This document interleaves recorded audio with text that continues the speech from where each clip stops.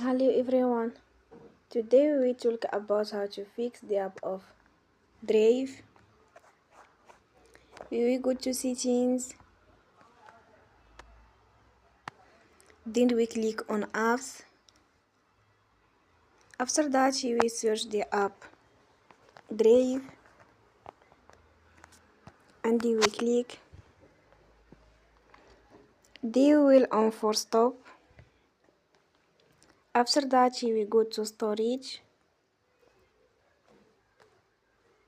Then we click on clear cache.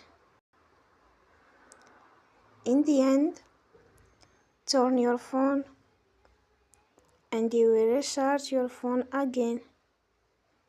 Don't forget to support us by like and subscribe. See you next time and thank you for watching.